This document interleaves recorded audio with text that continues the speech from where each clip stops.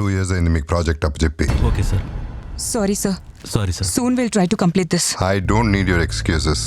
My reputation is at stake. Please excuse sir. Yes, sir. We'll finish this.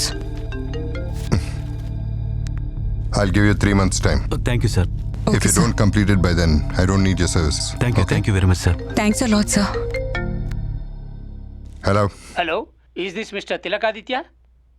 Yeah? Priya మీ కూతురేనా? హలో, Yes? నేను hospital నుంచి మాట్లాడుతున్నాను సార్. మీ అమ్మాయి ప్రియాకి యాక్సిడెంట్ అయింది సార్. ఇప్పుడే ఎమర్జెన్సీ వార్డుకి తీసుకెళ్తున్నాం. What? అవును sir. Is it bad? Yes sir, road accident sir. Doctors చూస్తున్నారు, వెరీ క్రిటికల్ కండిషన్ సార్. అందుకే డైరెక్ట్గా ఆపరేషన్ థియేటర్లోకి తీసుకెళ్తున్నాం. Which hospital? Apollo hospital sir. Head injury అయ్యి హెవీ బెడ్ లాస్ అయ్యింది. మీ ట్రీట్మెంట్ స్టార్ట్ చేయండి, వచ్చేస్తున్నా. వెంటనే ట్రీట్మెంట్ స్టార్ట్ చేయకపోతే తన ప్రాణాలకే ప్రమాదం ఉంటున్నారు సార్. అర్జెంట్గా అడ్మిషన్ ఫీజు 50,000 కట్టాలంటే సార్. నేను వచ్చేస్తున్నా, వచ్చి కట్టేస్తాను. అంత టైం లేదు సార్. మీకు లింక్ పంపించాను, ఒకసారి చెక్ చేయండి. ఆ లింక్ మీద క్లిక్ చేసి పే చేసేస్తే సర్జరీ స్టార్ట్ చేస్తారంట. పంపించేశాను. ఓకే సార్, మీకోసం హాస్పిటల్ దగ్గర వెయిట్ చేస్తూ ఉంటాం.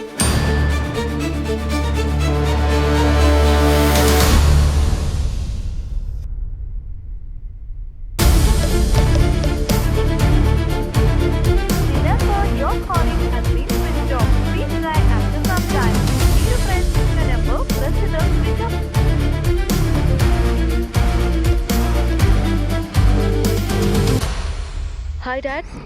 హాయ్ మా, ఎక్కడున్నావు? కాలేజీలోనే ఉన్నాను డాడీ. ఏమైంది డాడ్? ఓకే మా.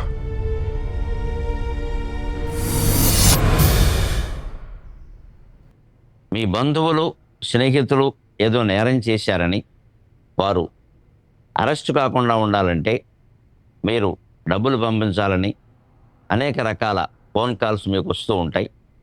అంతేకాదు మీకు దగ్గర వారెవరో ప్రమాదానికి గురయ్యారని వెంటనే డబ్బులు పంపమని ఫోన్ కాల్ చేయడం కానీ సందేశం పంపడం కానీ చేస్తారు.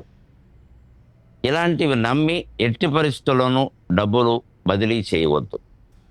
అలా వచ్చేటువంటి కాల్స్ని మెసేజ్ల్లో వాస్తవాన్ని నిర్ధారించుకుని మాత్రమే స్పందించవలసిందిగా విజ్ఞప్తి.